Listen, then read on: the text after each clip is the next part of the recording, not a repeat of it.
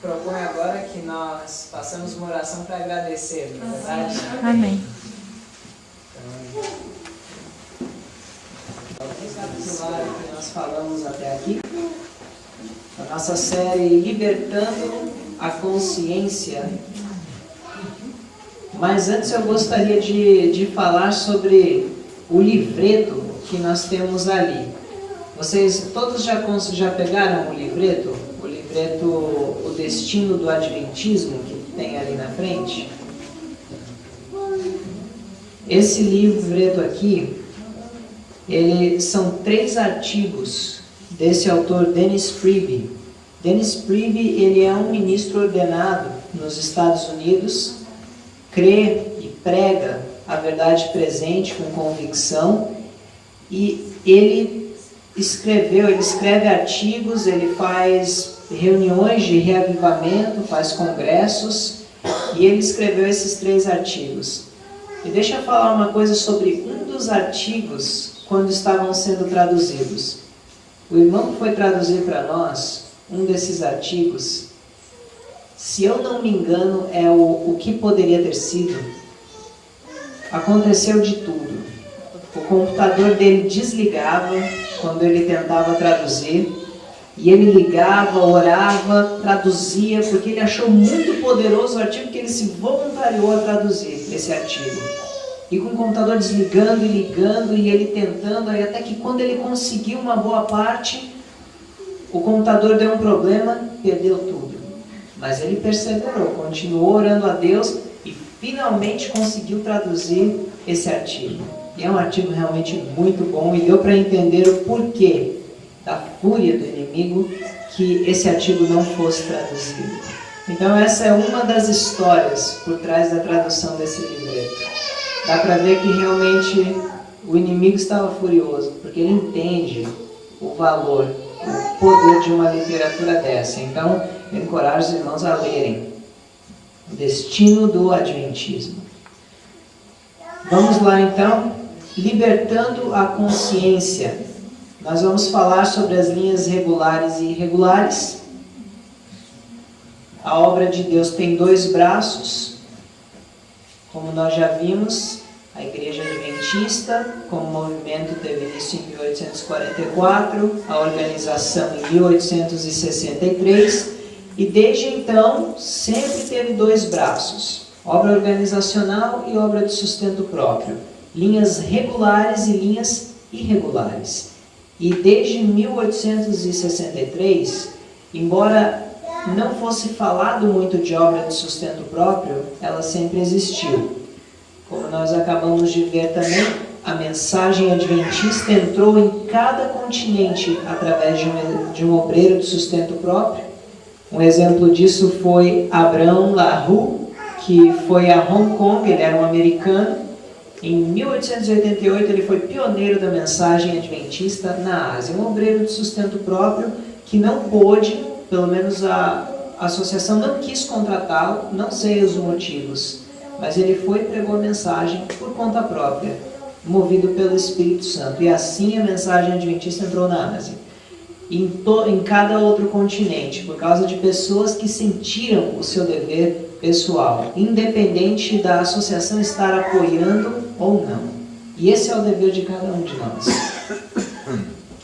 O Espírito de Profecia fala mais sobre as linhas regulares e irregulares. Aqui em Manuscript Release, volume 3, páginas 264 e 265, é-nos dito sobre a obra no Sul. O filho da irmã White, Edson White, tinha um ministério no sul dos Estados Unidos. Era um ministério de sustento próprio. Por quê? Porque a organização, de certa forma, estava, na visão deles, negligenciando aquele campo e algo precisava ser feito. Então ele foi e iniciou um ministério no sul dos Estados Unidos para trabalhar com a raça mais simples, aquele pessoal simples. Tinha muitos negros ali naquela região. E o Espírito de Profecia nos diz ali que a situação me foi novamente apresentada e a urgência de ocupar os campos que foram apresentados a mim, que têm sido trabalhados sob a supervisão de Deus, usando Edson White, que era seu filho, como seu agente para abrir o campo. Mas não havia outros que pensariam em tocar essa parte do campo ou que começariam a trabalhar nele. Aqueles que deveriam ter se regozijado ao ver algo feito estavam determinados a não dar nenhum reconhecimento a Edson White ou à obra. Por quê? Porque ele não trabalhou nas linhas regulares. Ou seja, ela está falando, aqueles da organização que deveriam reconhecer o seu trabalho, não reconheceram por quê? Porque ele não estava vinculado à associação na sua obra. Deus vos tem apresentado como Ele vê as linhas regulares, como Deus vê as linhas regulares. As linhas regulares, que é a obra organizacional, precisam ser quebradas como um vaso de oleiro e reconstruídas. Então ela diz, na obra, na organização, na obra pela associação, está precisando haver uma reforma, ela precisa ser quebrada e feita de novo. Então, essas são as linhas regulares. Mais citações, há muitas, eu só coloquei algumas. Spalding and McGann Collection, página 194, diz assim: vocês sabiam que estão criticando a obra de um homem que foi visitado pelos anjos do Senhor? Quem vos enviou a um campo onde uma boa obra está em progresso para mostrar vosso zelo acabando com ela? Se isso é trabalhar nas linhas regulares, já é mais do que tempo de trabalharmos nas linhas o quê? Irregulares. Na obra de sustento próprio. O que estava acontecendo? Pessoas viam que havia campos negligenciados, obra que precisava ser feita, e o que eles faziam? Independente da associação dizer vai ou não, eles iam e faziam a obra. E o espírito de profecia, irmão White, apoiava esse tipo de atitude. Mas a associação se sentiu o quê? Afrontada, desafiada, como sua autoridade sendo confrontada. E o que eles faziam? Minavam, criticavam esses irmãos e ficavam ali pegando no pé. E a irmã White falou, se isso é linhas regulares, vocês não podem ficar atrapalhando a obra de Deus acontecendo só porque eles não estão vinculados a vocês. E ela fala, se isso é linhas regulares, já é mais do que tempo de trabalharmos nas irregulares. Ou seja, ela falou assim, há uma necessidade da obra de sustento próprio na causa de Deus, na igreja adventista. É o outro braço de Deus, é o plano B. É o plano B. Mas quando o plano A, as linhas regulares, falham ou têm defeitos, negligenciam certas partes da obra, Deus precisa entrar com o seu outro braço. O plano B, obra de sustento próprio, linhas irregulares. Continuando. No mesmo livro, na mesma coleção, página 176, ela diz assim: será que as linhas regulares, que dizem que toda mente deve ser controlada por 2 ou 3 mentes em Battle Creek, deve continuar controlando? O clamor da Macedônia vem de todos os lados.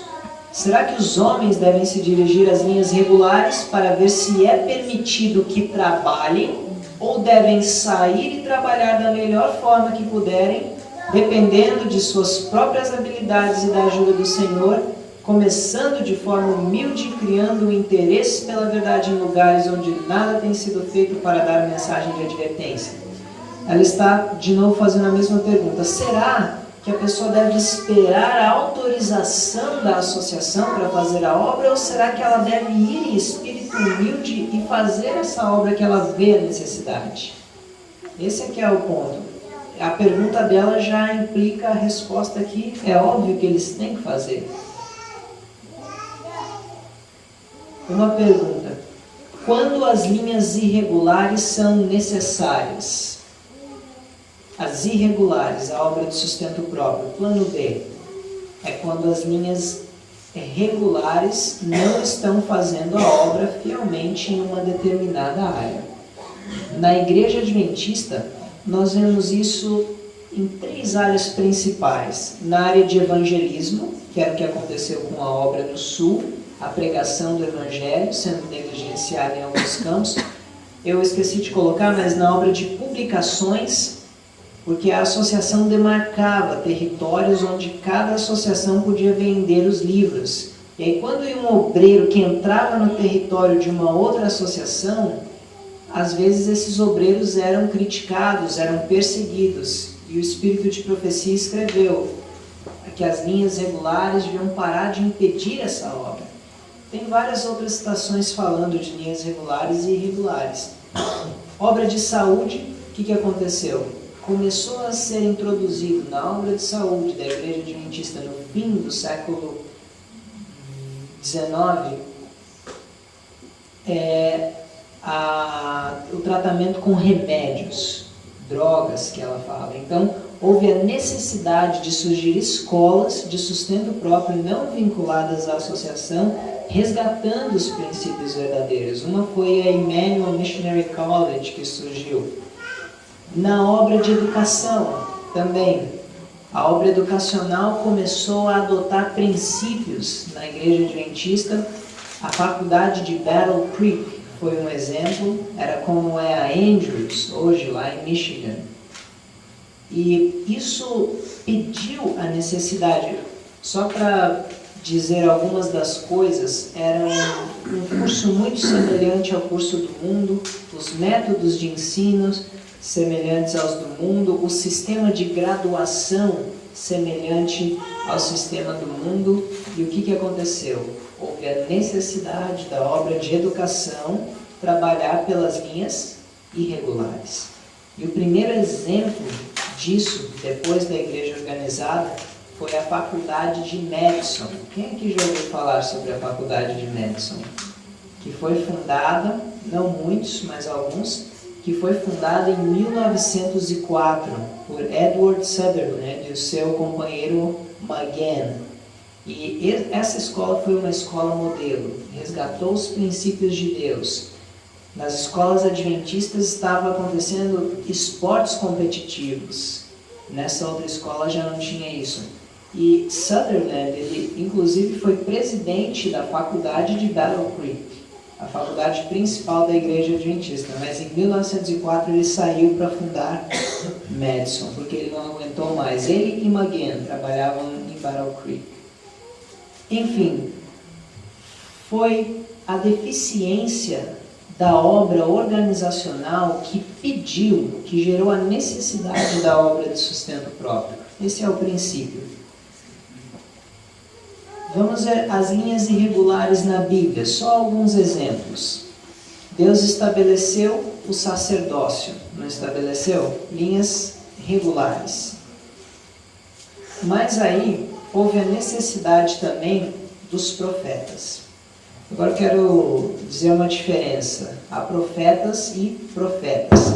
Existem profetas que vêm prever coisas que vão acontecer, mas existe aquele profeta também que, além de prover coisas do futuro, predizer, ele também vem admoestar o povo, chamar o povo de volta aos caminhos de Deus. E a falha do sacerdócio fez necessário que surgissem profetas, chamando o povo de Deus de volta aos seus caminhos. Linhas regulares, sacerdotes. Linhas irregulares, profetas. Nós temos um exemplo do mais dois de linhas irregulares, João Batista e Jesus. Dois exemplos de obreiros de sustento próprio. Se vocês lerem na Bíblia, tanto João Batista quanto Jesus, eles não trabalharam com a organização da época, pela organização da época, não é verdade? Embora Jesus pregasse, Jesus pregou em sinagogas, mas ele não estava vinculado, o seu ministério não era vinculado à organização, nem o de João Batista. E já começa bem de cedo, quer ver? Vamos abrir nossas Bíblias, lá em João, no capítulo 7, para lermos um pouco sobre Jesus.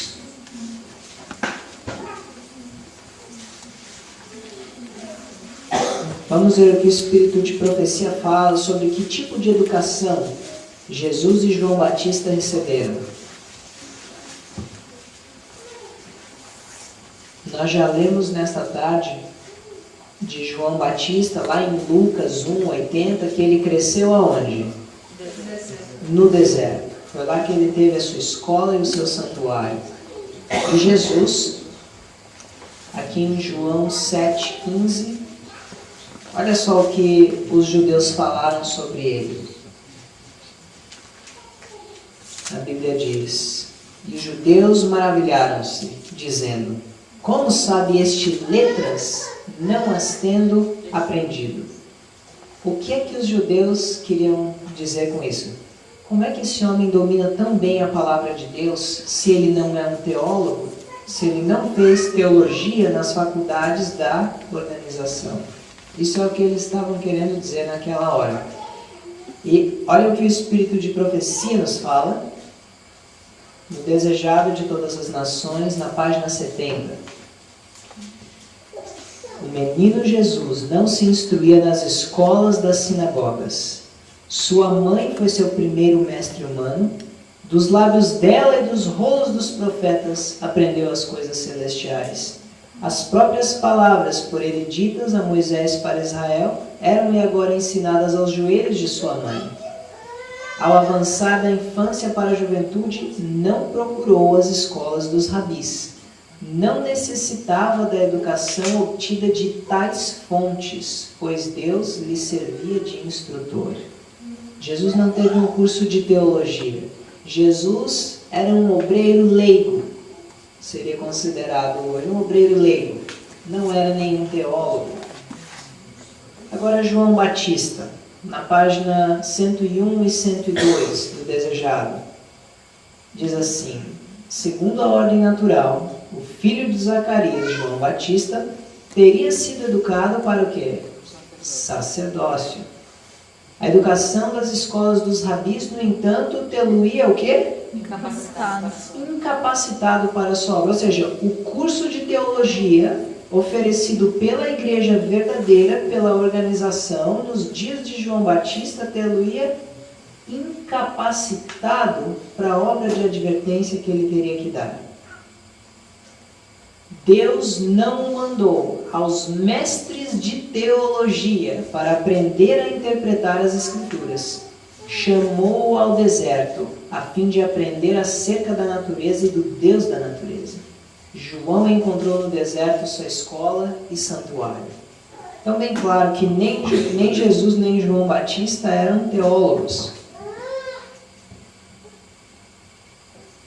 Na página 453 diz: ninguém era considerado apto para ser mestre religioso, a menos, mestre quer dizer professor, um professor religioso, a menos que houvesse estudado nas escolas dos rabinos. E tanto Jesus como João Batista foram representados como o quê?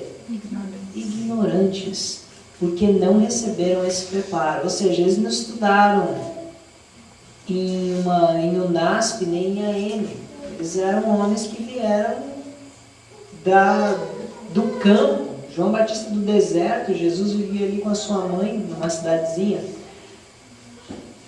Olha só, os que os ouviam se espantavam do conhecimento que tinham das Escrituras, não as tendo aprendido na teologia. Dos homens é verdade que não tinham, mas o Deus do céu era seu mestre, e dele receberam a mais elevada espécie de sabedoria. Então Jesus e João Batista foram educados em escolas de sustento próprio. Escolas de sustento próprio, o que quer dizer? Não vinculadas à organização. Por quê? Porque da forma que as coisas estavam, isso tê-los incapacitado para a sua obra. Nós já vimos hoje à tarde que Jesus veio para os seus e os seus o rejeitaram.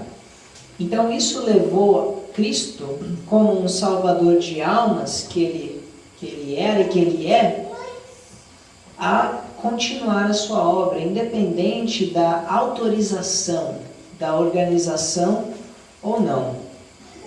E me ajudem aqui agora. Que tipo de atividades o ministério de Jesus exercia aqui na Terra? Curas. O que mais? Obra educacional, ele ensinou 12. Jesus tinha uma escola com 12 alunos, ele ensinou por 3 anos e meio, muito bom. Uma escola de sustento próprio, de treinamento de missionários. É verdade. Evangelismo. Oi? Educação e serviço. Educação e serviço. Prático. O que mais? O que... tinha finanças, tinha um tesoureiro, é verdade. Obra de saúde, cura já foi dito. E vamos agora para os discípulos de Jesus. Jesus, ele fez alguma coisa antes de mandar os discípulos. Jesus ordenou os discípulos. Lembram que a Bíblia diz isso? Que Jesus ordenou e os enviou. E os discípulos faziam o quê? Curavam. E uma coisa que ainda não foi dita. As pessoas expulsavam demônios, não foi dito, mas ainda é outra. Batizavam. Os discípulos batizavam. Agora imagina só os discípulos sendo ordenados por Jesus. Jesus não foi credenciado, ele não era um ministro ordenado pela associação, mas ele ordenou discípulos para serem ministros do Evangelho, e os discípulos ainda batizavam, quer dizer, traziam pessoas para dentro da mesma fé. E tudo isso independentemente da associação. É demais, não é? Não é verdade? Se um grupo começa a fazer isso, não seria demais? Por isso que os fariseus ficavam escandalizados. Não é à toa. Não é à toa. É porque realmente era demais para a mentalidade da época. Porque a mentalidade dos fariseus é muito semelhante à mentalidade de hoje, que tem que ser tudo pelas linhas regulares, tudo pela organização. E se Jesus estivesse hoje aqui com o seu ministério, seria crucificado do mesmo jeito. Por quê? Porque a mentalidade tem que mudar. A mentalidade continua sendo a mesma. Os tempos mudam, mas a história se repete. Porque a mentalidade do homem não mudou. Bem, então, com tudo isso, uma vez foi feito um desafio a Cristo. Vamos lá em Mateus, no capítulo 21. Jesus batizando, expulsando demônios, curando, fazendo todas essas coisas, ordenando discípulos. Por quê? Porque será que Jesus era rebelde contra a organização? Nós já vimos que não. Mas nós vimos que por causa que a verdade presente, o que é a verdade presente? É a verdade para um determinado tempo, não é verdade? Qual era a verdade presente nos dias de Noé? Dilúvio. E se eu chegar pregando aqui sobre dilúvio, vai adiantar alguma coisa? Não. Mas é verdade o dilúvio? É verdade? Mas não é verdade presente. Não tem tanta relevância. Eu posso fazer grandes paralelos, mas os paralelos vão ser para o presente. Mas só contar a história do dilúvio não é uma boa história, mas não seria tão relevante a história em si, sem as suas aplicações proféticas para o presente. Da mesma forma, Jesus ele tinha uma verdade para aquele tempo. E a verdade era que ele era o Messias, que veio estabelecer o reino da graça na terra. Mas a verdade presente foi rejeitada. Hoje há uma verdade presente e há uma nova teologia. E a verdade presente sendo rejeitada, será que nós vamos parar de pregar o Evangelho? Não. Pela graça de Deus, não. Ou seja, a obra tem que ser feita. A obra não pode parar. E é isso que tem que ficar nas nossas mentes. A nossa consciência precisa ficar liberta. O Jesus é o nosso exemplo. Vamos lá, Mateus 21, vocês estão lá? Sim. Vamos lá, versículo 23 ao 27.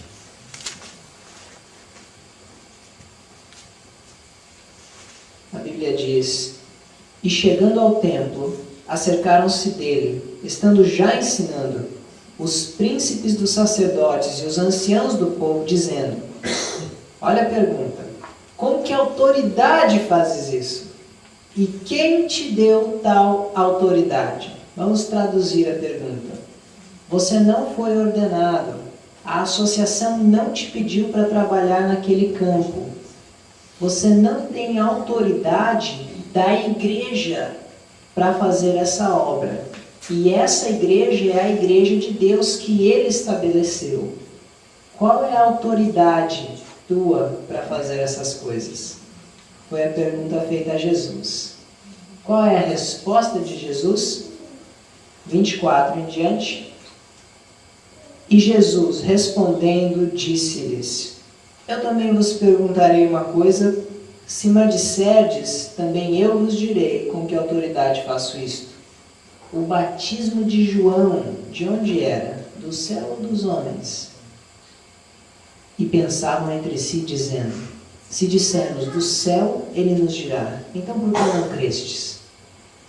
E se dissermos dos homens, tememos o povo, porque todos consideram João como profeta. E respondendo a Jesus disseram: Não sabemos. Ele disse-lhes: Nem eu vos digo com que autoridade faço isto. Mas o ponto aqui, com que autoridade Jesus fazia essas coisas? Era com a autoridade da organização da Igreja de Deus daquela época? Não. Era com a autoridade de quem, então? De Deus. E a prova disso era a própria obra dele, os frutos daquela obra. A transformação nas vidas. Alguém pode dizer os milagres, mas quando Jesus curava o físico de uma pessoa, ele também curava a alma, sabia? O livro Ciência do Bom Viver deixa isso bem claro.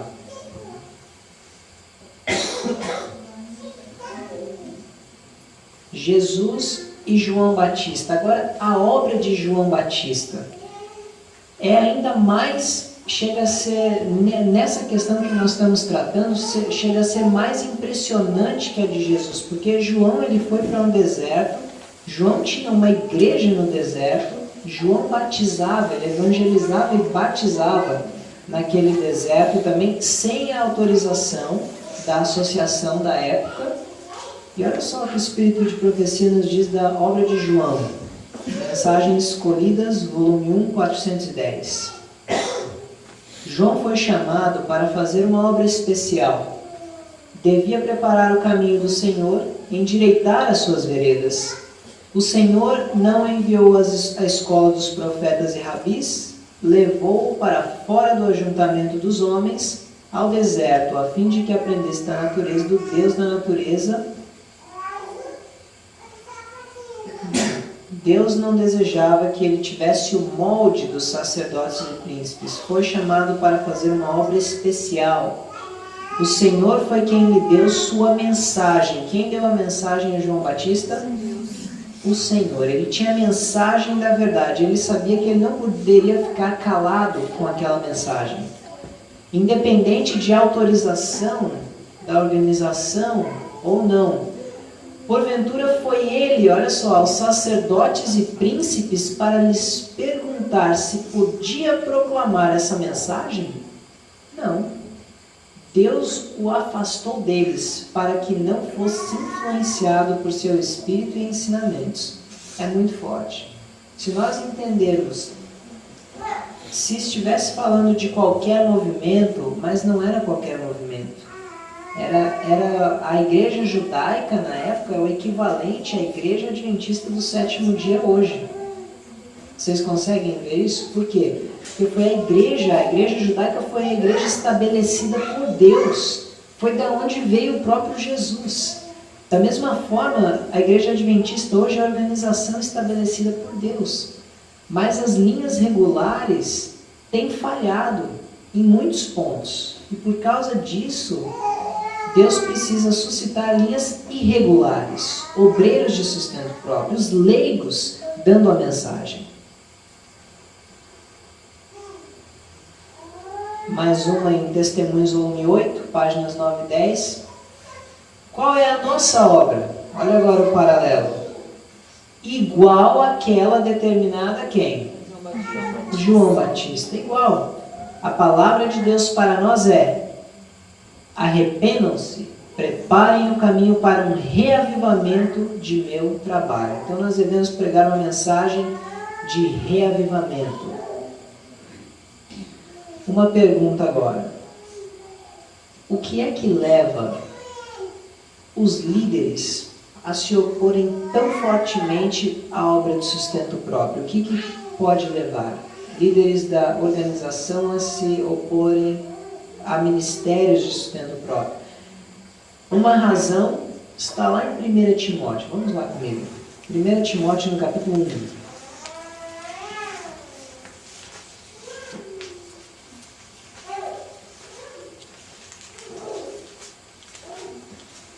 Aqui está o apóstolo Paulo falando dele mesmo.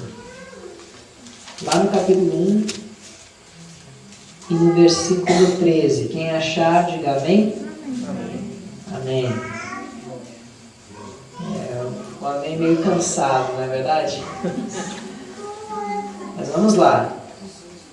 E a palavra de Deus diz: a mim, Paulo falando, que dantes fui blasfemo, e o que mais ele foi? Perseguidor, injurioso, mas alcancei misericórdia porque eu fiz como? Ignorantemente. É isso que a tradução de todos diz? Ignorantemente, na incredulidade. Interessante, Paulo perseguia os cristãos, só que ele perseguia o movimento, a igreja ali que Cristo tinha estabelecido, ignorantemente. Da mesma forma, hoje, há líderes que perseguem a obra de sustento próprio, perseguem aqueles que estão pregando o evangelho eterno, a verdade presente, ignorantemente. O que quer dizer? Eles realmente acreditam que é errado e por zelo para defender a igreja, eles perseguem. Entende? Então, como Paulo perseguia, muitos líderes hoje, assim como Paulo, estão perseguindo. Mas assim como Paulo foi convertido, também esses líderes sinceros, vai chegar a hora deles. E tem muitos Nicodemos e Josés por aí. Bom, outra razão agora. Vamos lá para João no capítulo 12.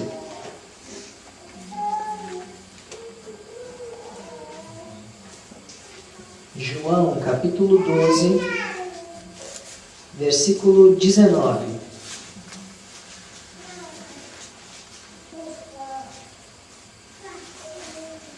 Isso foi na entrada triunfal de Jesus em Jerusalém. Os líderes religiosos ali da igreja judaica viam Jesus entrar e eles ficaram assim impressionados com aquela multidão que dava hosanas e chamava Jesus de rei. E olha só o que eles disseram agora. Verso 19. Disseram, pois, os fariseus entre si: vedes que nada aproveitais? Eis que toda a gente vai após ele. Então eles ficaram com raiva. Por quê? Porque eles estavam perdendo a sua influência, perdendo o seu poder. A grande questão mesmo é poder. Porque quando é igual, quem aqui é irmão mais velho? Quem é irmão mais velho? Tem alguns aqui. Eu também sou irmão mais velho. Eu lembro que na minha casa eu tinha todo o domínio, eu tinha todo o poder. Só que aí com 9 anos de idade, nasceu o meu irmão mais novo. E aí eu comecei a perceber que eu ia perdendo aquele poder que eu tinha. A atenção que era só para mim começou a ser dividida aí para outra pessoa. E aí eu vi que a outra pessoa chegava a ter até mais atenção do que eu. E no começo, eu tinha 9 anos e eu fiquei enciumado e ficava rebelde, revoltado. Por quê? Porque eu estava perdendo poder. A natureza humana, ela tem essa tendência. Quando ela vai perdendo o seu poder, a sua atenção, o ser humano ele gosta por natureza de ser o centro das atenções. E os fariseus eram o centro das atenções. até vir João Batista, até vir Jesus principalmente. Eles iam perdendo isso e eles se indignaram. Então, a grande questão, nós falamos muitas coisas, mas a grande questão disso tudo, de todo esse problema, ou é ignorância, perseguem por ignorância, ou é controle, poder. E veem que o poder está escapando de suas mãos. E é isso que causa a perseguição, porque assim foi nos dias de Jesus, assim foi com a igreja cristã. Mesmo princípio. Olha só o que diz no Desejado, na página 181, fala assim: os sacerdotes e rabis haviam tido ciúmes da influência de João ao verem o que? O povo deixando as sinagogas e afluindo ao deserto. Ao invés de ir para as sinagogas, o povo ia para os congressos de João Batista. O povo ia para a igreja de sustento próprio de João Batista. Entende?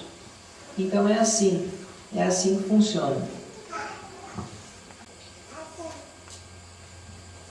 E lembrando também o princípio que Jesus sempre, o foco dele era pregar o Evangelho. Então nada pode nos parar. Se você está sendo impedido de trabalhar na sua igreja, o que é que você deve fazer? Começa pequenos grupos com os irmãos que creem na mesma coisa. Faz pequenos grupos. Vai, claro, não estou desencorajando ninguém de frequentar a igreja. Frequenta, mas faz também pequenos grupos. Chama os vizinhos, faz evangelismo. Ganha almas para Cristo. E para onde eu vou enviar eles? Fica se congregando em pequenos grupos. O importante é que a pessoa esteja ali ouvindo a verdade. Agora, se você frequenta uma igreja da organização que você vê que é possível trazer uma pessoa, então traga para lá sem problema. Aqueles que não têm como, não vai deixar de fazer a obra por causa disso. Olha, não é pecado você levar uma alma para ficar se congregando em pequeno grupo. Mas é pecado você não fazer a obra. Entendeu? Não fazer a obra é pecado. Agora, por impedimentos que são colocados de forma injusta, se por isso você tem que agir de outra forma, não deixa de fazer a obra. Ninguém tem desculpa para deixar de pregar o Evangelho. Ai de mim se eu não pregar o Evangelho. E nós temos que continuar, porque o que eu vejo, eu vou ser sincero agora, nós viajamos e nós vemos várias coisas. No começo vem aquela perseguição, aquele zelo, defender a verdade presente, a vitória sobre o pecado e tudo aquilo. Mas aí vai passando. Aí vai passando, a coisa esfria, e aí eu vou esfriando, porque nós precisamos estar na batalha, essa que é a verdade. Lembra o que nos foi dito ali na meditação? Período de ociosidade é o mais perigoso. E às vezes aquilo passa, fica aquela coisa, aquela separação, já não sou mais ativo na igreja, mas também não faço trabalho missionário, faço uma coisa mínima, às vezes só para desencargo de consciência. E aí o que acontece? A pessoa vai morrendo. Até que chega um ponto que ela vai até deixando de ser tão estrita quanto era nas reformas. Até que chega um ponto que ela vai voltando. Como foi dito ali também, ou a pessoa sobe ou ela desce, ela não fica estagnada. E a solução para isso é a pessoa estar ativa em ganhar almas. Isso vai fazer você orar mais, vai fazer você estudar. Quando eu fui viajar para um certo país, no final do ano passado, eu pude ver o resultado disso aqui que acontece agora, daqui a uns 20, 30, 40 anos. Eu fui em vários grupos assim, que professam a verdade presente, mas por causa que a grande maioria não era ativa em ganhar almas, deixou de participar na sua igreja e por isso foi morrendo, foi deixando. A única coisa que faz é estudar, estudar, estudar e não tem como compartilhar. Aí a pessoa acontece o quê? Foi esfriando, esfriando, esfriando. E eu pregava assim para congregações frias. era muito deprimente, eu vou falar para vocês. Deprimente demais. E eu pensava assim, Senhor, eu nem sei o que é pior. Eu nem sei o que é pior. Se é o liberalismo ou se é isso aqui. Eu estou começando a achar que isso aqui é até pior. Por causa da luz que existe. Então, no nosso meio, nós temos que tomar cuidado, porque eu acredito que mais pessoas se perderão por pecados de omissão do que de negligência, do que por pecados acariciados, entendem? Pecados que você comete. Eu creio que esse não vai ser o problema maior, mas o não fazer a obra. Por isso que essas mensagens, o objetivo delas é que a nossa consciência seja liberta, a tal ponto que você vai em frente, vai fazendo a obra, se reúne onde der. Se não der para ser na linha regular, vai ser na linha irregular. Não é pecado. O que é pecado é espírito de amargura e motivações erradas. Mas vamos lá.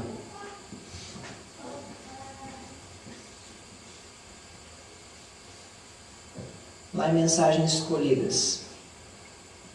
Volume 3, 17 e 18 diz assim: Digo-vos, meus irmãos, que o Senhor tem um corpo organizado por cujo intermédio Ele irá operar. Essa é a organização da igreja.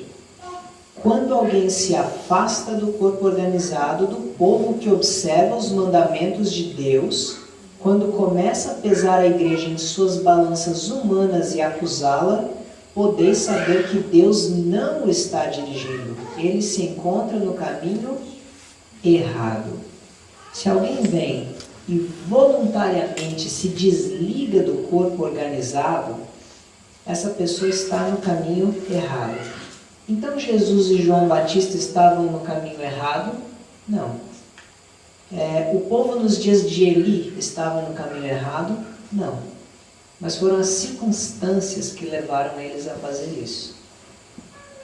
A não se congregar mais no lugar designado, a fazer uma obra especial. Jesus, ele foi rejeitado e ele continuou fazendo a obra de outro meio. Não foi ele que quis se desligar por qualquer motivo. Entendem? Nós temos que pesar todas as citações na balança, não ler só uma ou outra isoladamente. Testemunhos para a igreja. Vamos ver agora até onde vai a autoridade eclesiástica. Até onde? A organização tem poder de intervir. Olha só, em Testemunhos volume 3, na página 492, diz assim: Fui muitas vezes instruída pelo Senhor de que o juízo de homem algum deve estar sujeito ao juízo de outro homem qualquer. Quando, porém, o julgamento da associação geral, que é a mais elevada autoridade que Deus tem sobre a terra, é exercido, a independência e o juízo privados não devem ser mantidos, mas submetidos. E agora? Aqui acabou de dizer que a associação geral é a mais elevada autoridade que Deus tem sobre a terra. E quando tem outra citação que diz que quando essa se reúne em assembleia, também ali é a mais alta autoridade sobre a terra. Mas eu achei que a autoridade mais elevada fosse a palavra de Deus. E agora? Como é que nós saímos disso? Só que nós temos que ler outras citações também. Testemunhos Seletos agora, volume 3, na página 408, diz o seguinte: Por vezes, quando um pequeno grupo de homens, aos quais se acha confiada a direção geral da obra, tem procurado, em nome da associação geral, exercer... Então aqui está falando dos homens da associação geral reunidos. Tem procurado exercer planos imprudentes e restringir a obra de Deus, tenho dito que eu não poderia por mais tempo considerar a voz da associação geral, representada por esses poucos homens, como a voz de Deus. Mas isto não equivale a dizer que as decisões de uma associação geral composta de uma assembleia de homens representativos e devidamente designados de todas as partes do campo não deva ser respeitada. Agora equilibrou um pouco mais, não é? é a autoridade maior, desde que esteja de acordo com a palavra. Porque se vierem com planos imprudentes para restringir a obra de Deus, ela falou, eu não posso mais dizer que essa é a voz de Deus. Entenderam? Então, quando a voz da associação geral é a voz de Deus? Quando ela está de acordo com a palavra de Deus. Quando ela não é a voz de Deus? Quando toma uma decisão que não está de acordo com a palavra de Deus. Só que ela diz, no entanto, deve ser respeitada. E realmente a associação geral em assembleia, até assuntos como a questão do dízimo, a questão da natureza humana de Cristo, nunca foram votadas. Por quê? Porque no mundo há representantes das duas posições. E eles, na sabedoria ali, não votaram, não fecharam o assunto. Então, a divisão sul-americana diz que fechou, mas isso é contra a associação geral, em assembleia. Essa é a autoridade, olha, e continua.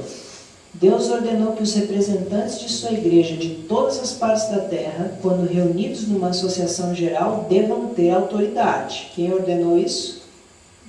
Deus.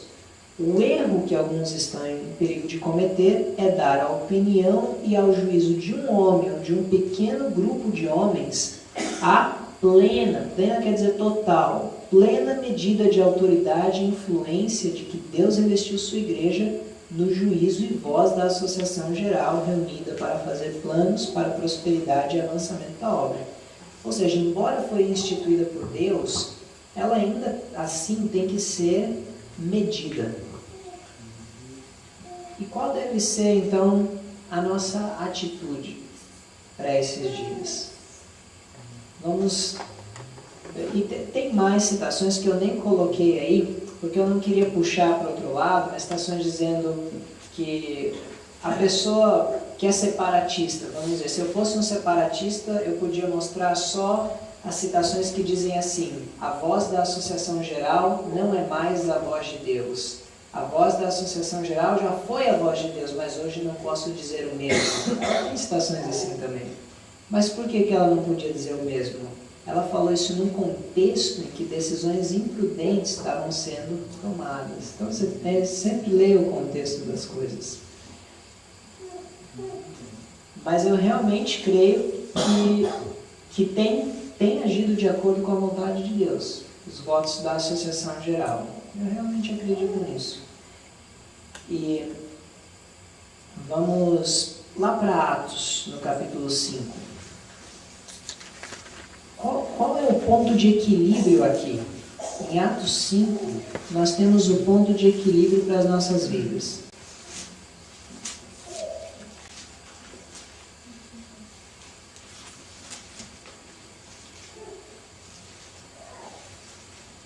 Atos dos Apóstolos, capítulo 5, versículo 29. Quando queriam proibir os apóstolos de pregar a Jesus, queriam proibir, e detalhe, Atos capítulo 5, a igreja judaica ainda era a igreja de Deus aqui, tá? E eles estavam vindo contra a organização, contra esses discípulos que estavam pregando a verdade presente. Qual era a verdade presente? Que Cristo morreu e ressuscitou. E é o Messias. E eles falaram, parem de pregar essa verdade presente. Qual foi a resposta deles? Verso 29. Porém, respondendo, Pedro e os apóstolos disseram, mais importa obedecer a Deus do que aos homens. E existe uma citação que equilibra, que nos explica essa declaração, lá em Atos dos Apóstolos, na página 69. Diz assim, cumpre-nos reconhecer o governo humano como uma instituição designada por Deus e ensinar a obediência ao mesmo como um dever sagrado dentro de sua legítima esfera. Olha só. Então, o governo humano, isso se aplica também à autoridade eclesiástica da própria Igreja de Deus. Mas olha aqui o que diz. Mas quando suas exigências se chocam com as reivindicações de Deus, Temos que obedecer a Deus de preferência aos homens. A palavra de Deus precisa ser reconhecida como estando acima de toda legislação humana, mesmo aí a voz da Associação Geral, se for o caso, se estiver restringindo a obra. Um assim diz o Senhor não deve ser posto à margem por um assim diz a igreja ou um assim diz o Estado. A coroa de Cristo tem de ser erguida acima dos diademas e autoridades terrestres. Amém. Irmãos, vocês vão sofrer muita pressão. Mas lembrem sempre disso. Um assim diz o Senhor vale mais do que um assim diz a igreja. E vocês só vão conseguir permanecer firmes se nós formos pesquisadores, estudantes da palavra de Deus. Cada um precisa ter a própria convicção, porque Deus falou através da palavra. Amém. Só assim vai permanecer firme. E para concluir, uma citação da coleção Spalding and McGann, página 175, que fala: Deus chama para quê? Reavivamento e reforma. As linhas regulares não têm feito a obra que Deus deseja ver concluída. Que reavivamento e reforma operem constantes mudanças. Algo tem sido feito nesta linha regular, mas não deixe a obra parar por aí. Não! Que todo jugo, toda prisão, todo impedimento seja quebrado.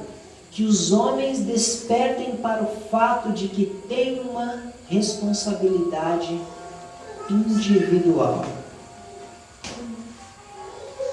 Todos nós aqui somos obreiros. E quer seja vinculado às linhas regulares ou às linhas irregulares, nós temos que ir avante com a obra. É um dever de Deus. E essa é a única forma realmente que nós vamos conseguir vencer. É pela fé, é uma fé ativa no serviço do Mestre. Então a minha oração é que todos nós sejamos esses obreiros ativos, quer seja pelas linhas regulares, quer seja linhas irregulares. Que Deus nos abençoe. Vamos orar.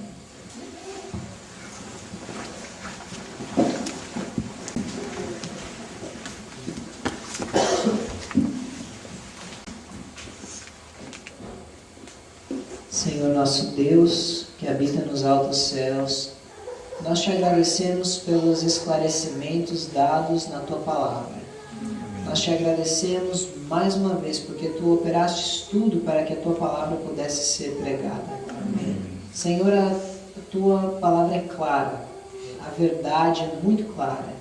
Nós sabemos, Senhor, que iremos sofrer pressão e perseguição, pressão mental, pressão de que talvez por não estarmos nas linhas regulares estamos contra a igreja de Deus. Senhor, não deixe que ninguém nos engane. Amém. Muitos perseguem por ignorância. Esteja com eles, Senhor, que na hora certa eles aceitem a verdade plena como ela é. Amém. Esteja, Senhor, com aqueles que estão com ciúmes e aqueles que perseguem por mal, que Tu possas transformar o coração deles. Amém. Que Tu possas dar-nos a atitude correta. Amém. Que cada um aqui seja um missionário ativo na Tua obra. Amém. E para onde enviar essas pessoas, Senhor, que seja de acordo com as circunstâncias, com a Tua vontade. Amém. Mas que nós não paremos a Tua obra. Amém. E que cada alma preciosa aqui possa estar presente no reino eterno. Amém. Junto com muitas outras que trouxerem junto. Amém. É o que nós te pedimos e agradecemos, juntamente com uma boa noite de sono. Em nome de Jesus. Amém. Amém.